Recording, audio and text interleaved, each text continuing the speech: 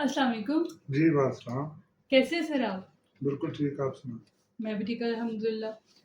अच्छा ना साहब, ये बताएं कि अगर किसी की कब्र से रोशनी का आना या खुशबू का आना, क्या ये वली होने की निशानी है?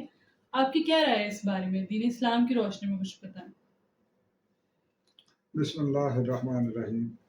ये बड़ा एक इशू है। मैं कई बार पहले भी ये बात सुन चुका हूँ कि जी उसने उसकी कब्र को खोदा तो देखा तो वो कफन भी मैला ना हुआ था और बड़ी खुशबू आ रही थी अजीब सी।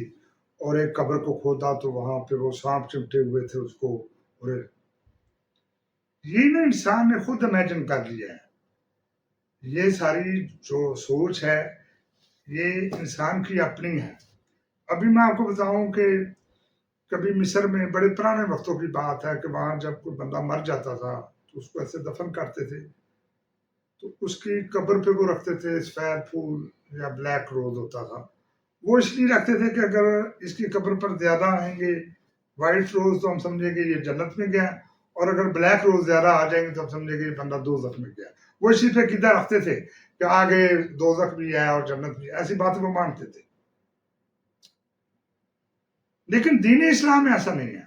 उससे पहले उस वक्त पर जिसको सूली चढ़ाया जाता था, हैंग किया जाता था, जब वो मर जाता था तो उसके बाद भी उसको हैंग किए रखते थे।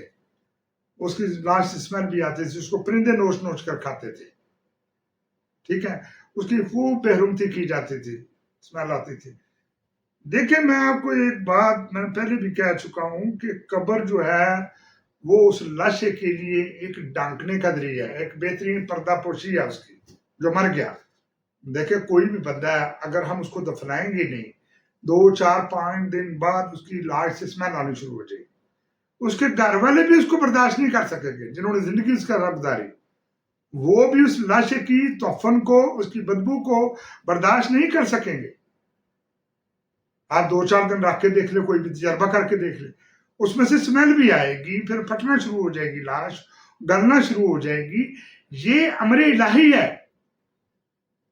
इसीलिए तो उसके पर्दे का हुक्म दिया गया। हम जो अल्लाह सुब्हानहू तआला के मानने वाले हैं, जो जूश हैं, जो क्रिश्चियन हैं, जो मुस्लिम हैं, वो इसलिए उसको दफनाते हैं अल्लाह के हुक्म के साथ कि उसकी बेअदबी ना हो, लाश की बेहरुमती ना हो जाए।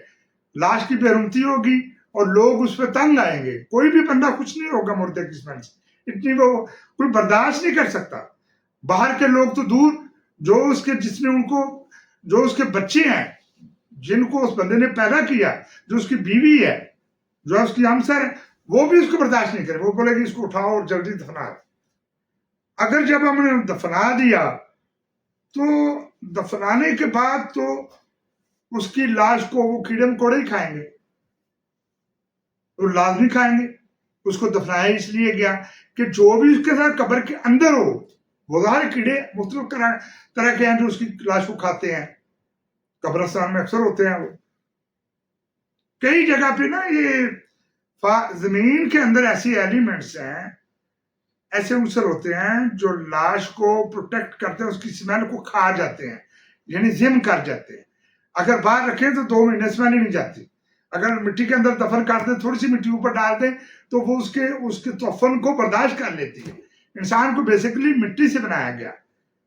आपको पता जब आदम को बनाया, वो आपने किस्सा सुना होगा, तो अल्लाह ने फरिश्तों को कहा जब जमीन से मिट्टी लेकर आओ, मैं उसे तराशूंगा, तराशा, फिर उसको बनाया, उसमें रूह फूंकी, वो आदम बन।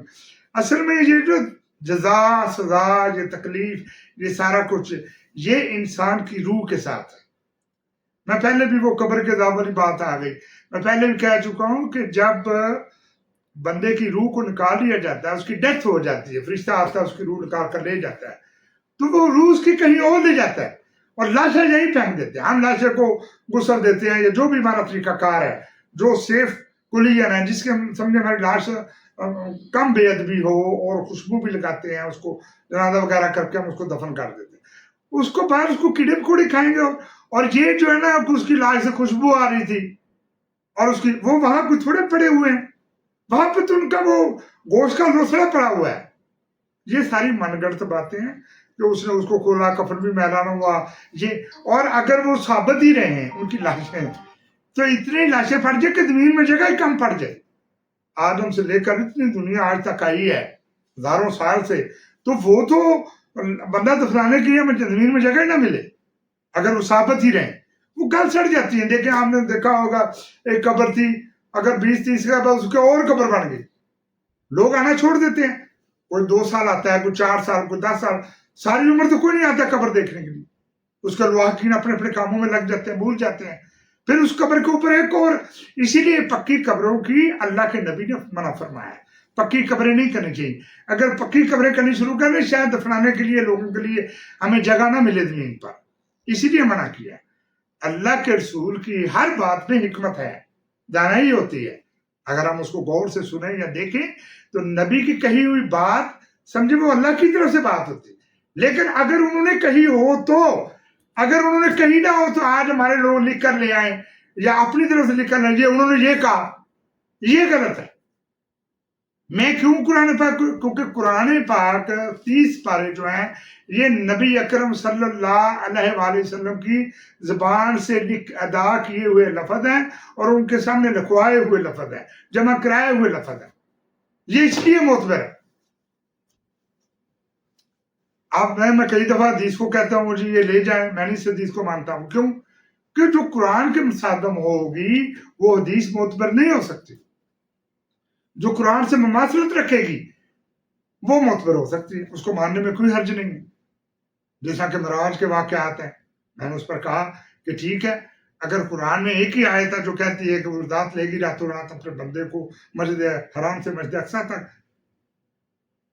تو ٹھیک ہے انہوں نے 7 آسمانوں کی سیر کی، انہوں نے اللہ سے ملاقات بھی کی، انہوں نے جنت دوزخ بھی دیکھے، امام الانبیاء بھی بنے. یہ میں نے کیوں تصدیق؟ کیونکہ وہ مل رہی ہیں، مماثلت رکھ رہی ہیں. لیکن اگر قرآن کچھ کہہ رہا ہے اور آپ کی حدیث کچھ کہہ رہی ہے تو وہ کیسے ٹھیک ہو سکتا ہے؟ وہ کیسے ٹھیک ہو سکتی ہے؟ وہ تو ایک دشمنی ہے دین اسلام کے ساتھ جو ایسی حدیث لے آئے. اس لیے یہ جو ہے نا وہ انہوں نے دیکھا جی اس کے خوشبو آ رہی تھی اور دوسری قبر کھولی تو اس کو سانپ چپٹے ہوئے تھے. دیکھیں سانپ ہی اس کو کھائیں گے، اس کو ہر چیز وہ بالکل ختم ہو جائے گا، اس کی ہڈیاں بھی کچھ عرصہ کے بعد وہ ختم ہو جائیں، وہاں پہ مٹی مٹی رہ جائے، اس کے آپ دوبارہ ایک اور مردہ دفن کر سکتے ہیں. لیکن اللہ سبحانہ و تعالیٰ صرف ایک چیز پر قادر ہیں کہ جب روز قیامت آئے گا والیوم الآخر والقدر خیرہ وشرہ من اللہ تعالیٰ والبعث بعد الموت، جب وہ دن آئے گا اللہ سبحانہ و تعالیٰ کہتے ہیں میں اس پر قادر ہوں کہ میں جو ذرہ ذرہ اس کے کیڑے مکوڑے اس کو کھا گئے، جو مٹی میں دم ہوگی اس کی ہڈیاں، میں اس چیز پہ قادر ہوں جب وہ وقت آئے گا، جب وہ دن آئے گا تو میں اس کو اکٹھا کر لوں گا. میرے لیے یہ کوئی چیز مشکل نہیں ہے، یہ اللہ سبحانہ تعالیٰ کہہ رہے، وہ اس چیز پہ قادر ہے. آپ دیکھیں ایک ذرے ذرے پتہ نہیں کیڑے کون سے کیڑے مکوڑوں میں کیڑے مکوڑے بھی مر گئے جنہوں نے اس کو کھایا. اب یہ کوئی نیکی کی علامت نہیں ہے. میں آپ کو بات کہہ دوں، یہ میں نے کئی دفعہ لوگوں سے سنا ہے، اور یار بڑا ہونا منہ کالا نہیں پہ گیا ہوتا یار، وہ دیکھو یار ادھر رنگ کالا پہ گیا یار، بندہ یار نے جھوٹا قرآن چکا دیکھو، اور دیکھیں بڑا روپ چڑھے ہوئی مردے. یہ جو ہے نا یہ تو یہ نہیں ہے. آپ ایسا مت سوچیں کہ اس کو روپ چڑھ گیا تو یہ جنت میں گیا اور یہ جو اس کا رنگ کالا پڑ گیا. یہ میڈیکلی معاملات ہوتے ہیں، اس کے چہرے پہ وہ آ جاتی ہے، کئی چہرے پہ وہ سفیدگی آ جاتی ہے. یہ نیکی اور برائی کی علامت نہیں ہے. میں آپ کو پہلے بھی کہہ چکا ہوں، اس لیے کہتا ہوں قبر میں کوئی صدا اور جدا نہیں ہے، اس لیے کہ آپ تعین کر ہی نہیں سکتے، کوئی فرشتہ تعین کر نہیں سکتا. یہ اللہ سبحانہ وتعالیٰ یوم الآخر والقدر خیرہ وشرہ، اللہ تعالیٰ اس دن فیصلہ کریں گے جو اچھی تقدیروں کا اور بری تقدیر اس کا مالک ہے. دیکھیں اچھا وقت آ جائے تو ہم کہتے ہیں واہ جی واہ، برا وقت آئے گا یا اللہ مر گئے، وہ اللہ کی طرف سے ہی ہے. اور جو تویز پڑ گئے نے جو لیاؤ جو تویز دھاگا کراؤ فلانے عمل کو لے جاؤ، وہ یہ نہیں سوچتے کہ ہم اپنے ایمان سے ہل رہے ہیں، اپنے ایمان سے انکار کر رہے ہیں. ہمارا ایمان ہے آمنت باللہ وملائکتہ وکتبہ ورسلہ والیوم الآخر والقدر خیرہ وشرہ من اللہ تعالیٰ والبعث بعد الموت. ہم اپنے ایمان سے کیوں پھر جاتے ہیں؟ جب اپنے ایمان رکھ لیا، یہ ایمان کہہ رہا ہے میں ایمان لایا سب سے پہلے اللہ پر اور پھر اس کے فرشتوں پر، اس کے مقربین پر جو حاضر و ناظر ہیں، جو اللہ کے حکم سے حرکت کرتے ہیں اور کائنات میں پھیلے ہوئے ہیں، ان کی اپنی اپنی ڈیوٹیاں ہیں. اپنی اپنی ذمہ داریاں ہیں جو اللہ نے ان کو اللہ کے احکام کے ساتھ ہیں. اس میں دیکھیں کہ ہم اگر اپنے ایمان سے ہٹ رہے ہیں. ایمان کیا ہے؟ آمنت باللہ و ملائکاتہ و کتبہ و رسلہ والیوم الآخر والقدر خیرہ و شرہ من اللہ تعالی والبعث بعد الموت. میں ایمان لایا اللہ پر. کس پر؟ سب سے پہلے کس پر؟ اللہ پر، اس کے فرشتوں پر جو اس کے مقربین ہیں، جو گھومتے ہیں، جو کائنات کا نظام چلاتے ہیں، جو مومنین ہیں، اللہ کے احکام کے پابند ہیں، اللہ کے احکام کے، اپنی اپنی ذمہ داریاں پوری کرتے ہیں، وہ حرکت میں ہیں، وہ کہیں سے کہیں جا سکتے ہیں، آ سکتے ہیں. لیکن یہ وہ اس نے 12 ربیع الاول کا ختم دعا رہے تھے تو دیکھا کہ رات کو نبی پاک آ گئے وہاں. ایسا کیسے ہو سکتا ہے؟ نبی پاک کا پاؤں آ گیا جی. میں نے کئی دفعہ شہروں میں جی وہ افواہ اڑتی تھی، اخباروں میں آ گیا جی وہ جی دیکھنے جا رہے ہیں جی نبی پاک کا پاؤں ان کے گھر میں وہ نبی پاک آئے ہوئے تھے. ایسا کبھی نہیں ہو سکتا. یہ سب جھوٹیں اور بہتان ترادی ہے ساری جو نبی صلی اللہ علیہ وسلم پر کی جاتی ہے. انہوں نے اپنی زندگی میں یہ کبھی نہیں کہا کہ میں مرنے کے بعد دوبارہ آ جاؤں گا اور گھومتا پھروں گا. ایسا انہوں نے نہیں کہا. یہ کوئی دینی اسلام کا حصہ نہیں ہے اس بات کو مان لینا. یہ کفر ہے. وہ مر چکے ہیں، مرا وہ بندہ حرکت نہیں کر سکتا. ابھی دیکھیں یہ وہ جو اس کو وہ خوشبو آ رہی تھی، وہ اس کو کھولی قبر تو بڑے سانپ چپٹے ہوئے تھے. ایسا ہی ہے، اس کو سانپ ہی چپٹیں گے، اس کو کیڑے مکوڑے ہی کھائیں گے، پھر امر الہی پورا ہوگا. وہ فنا فلا ہو جائے گا، بالکل اس کا نام و نشان نہ رہے گا، اس کی مٹی میں دب ہو جائے گا، ذرا ذرا ہو جائے گا. پھر اللہ قادر ہے، اللہ سبحانہ وتعالیٰ اس بات پر قادر ہے کہ ان کے حکم کی ضرورت ہوگی، ان کا حکم ہوگا تو وہ مردہ ہر چیز اکٹھی ہو کے اپنی قبر سے اٹھ کھڑا ہوگا. یہی وہ سورۃ طٰہٰ آیت نمبر 102 کہہ رہی ہے یوم ينفخ فی الصور ونحشر المجرمین یومئذ زرقا یتخافتون بینہم ان لبثتم الا عشرا نحن اعلم بما یقولون اذ یقول امثالهم طریقۃ ان لبثتم الا یوما. جس دن سور میں پھونک ماری جائے گی تو ہم مجرم لوگوں کی حالت میں اکٹھا کریں گے کہ وہ آنکھوں سے اندھے ہو اور وہ چپکے چپکے آپس میں باتیں کریں گے. ایسا لگتا ہے کہ ہم قبروں میں صرف 10 روز رہے ہیں. وہ کتنی دیر رہے اور کتنی دیر نہیں رہے ماں سوائے اللہ کے کوئی نہیں جانتا. اور ان میں سے ایک صاحب رہے تو یوں کہے گا نہیں مجھے ایسا لگتا ہے کہ ہم قبروں میں صرف الا یوما ایک دن رہے ہیں. یہ کھیل ہے، کوئی قیامت دور نہیں ہے. قیامت کل ہے. جو آج مرے گا اس کے لیے کل قیامت ہوگی، اس کے لیے کل کا دن قیامت ہوگا. یہ میں پہلی دفعہ یہ بات کر رہا ہوں، اس سے پہلے کوئی نہیں بات اس بات پر کی گئی. میں پہلی دفعہ کر رہا ہوں کہ قیامت کو بہت دور نہیں ہے. آپ آج مریں گے، کل آپ کے لیے قیامت ہوگی. اب کس نقطوں میں پڑے ہوئے ہیں جی اس کو سزا ہو گئی، وہ جو گناہ گار مر گیا، یہ دیکھو جی وہ بڑا نیک تھا جی وہ. یہ آپ کی نظر میں اللہ سبحانہ وتعالیٰ فیصلہ کریں گے. روز قیامت، روز محشر اپنا تخت پر براجمان ہوں گے اور 8 فرشتوں نے اللہ سبحانہ وتعالیٰ کا تخت اٹھایا ہوگا اور اللہ تعالیٰ اس پر براجمان ہوں گے اور انبیاء ان کے آس پاس ہوں گے اور وہ فیصلہ کریں گے. اور وہ فیصلہ کرنے پر قادر ہیں. وہ جو زبان جھوٹ بولتی ہے اس کا دماغ ان کو سن کر دیا جائے گا. اس کے عذاب بولیں گے یا اللہ ہم نے یہ گناہ کیا. اور میں یہ کہتا ہوں کہ لوگوں اس بات سے ڈرو. انسان بیسیکلی خطا کا پتلا ہے، غلطیوں کا پتلا ہے. انسان کی فطرت میں غلطی ہے.